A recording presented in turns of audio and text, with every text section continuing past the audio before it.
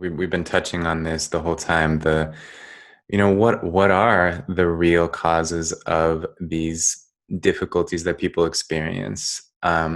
Even extreme, because I like the saying that I've heard. I don't even know who said it first, but the saying is that there are real mental disorders, but they are rare and unmistakable.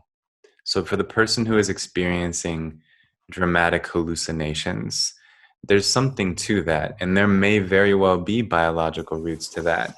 But we have to like objectively figure out what those markers are and not just guess and try to treat based on what our guess is, first of all.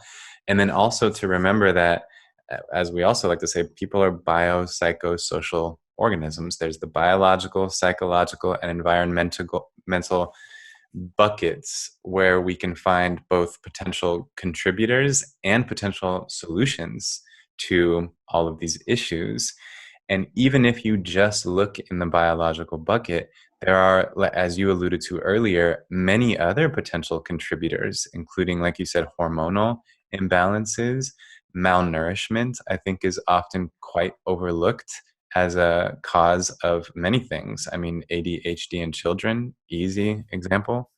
No Kids, question. yeah. So, then there's the psychological, and then there's the environmental. So it's Toxins in the environment. I mean, there's toxins in the some, environment, great example as well.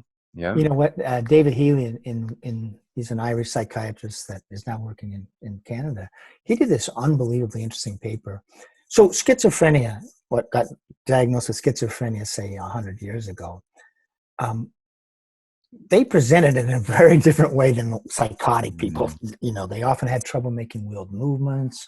Some were catatonic, that sort of thing. Well, he's looked at the decline in presentation of that type of presentation and mm. correlating it with the decline of use of lead in gasoline. Interesting. And they just go along in step in country after country. After the country adopts a no lead in gasoline policy, you see a Mm, drop in that sort of old time presentation. At fascinating. least in the United States now, from my understanding, if you go into ERs where you see like sort of initial psychotic, first episode psychotic patients, a high percentage of them have been doing drugs, Mm, either illicit drugs or in fact, they've been taking antidepressants and mm, sometimes that can stir things, etc. mm. So all I'm going to say is here, my feeling, and I think we're absolutely together. There's a lot of different pathways to emotional and behavioral disturbances. Yes. There certainly are biological ones. There's certainly toxins that can do it. And we are mind body machines, right? So Mhm. if you disturb the body, there's no question you can disturb the mind. Right. But at the same time, if you're at war with your own environment or if you're afraid of your own environment, that's going to come out physically too. Mm, So, one of the, we are having more attention on trauma and sexual abuse and that sort of thing. But one of the things, if you want to look at women diagnosed with a psychotic disorder, or look at what percentage of them have had sexual abuse in their past. mm, It's off the charts. So, and then just to finish what you were saying here is clearly we're talking about, since we're biopsychological social creatures, we are physical creatures that when we have all this interlinking. If you have all these different pathways, rather than try to say everybody with depression is the same, mm. if you can disentangle that, then maybe you can actually start trying to have remedies that are more particular to whatever is the pathway that person is on. And at the same time, I do think there is some universality to what keeps us well.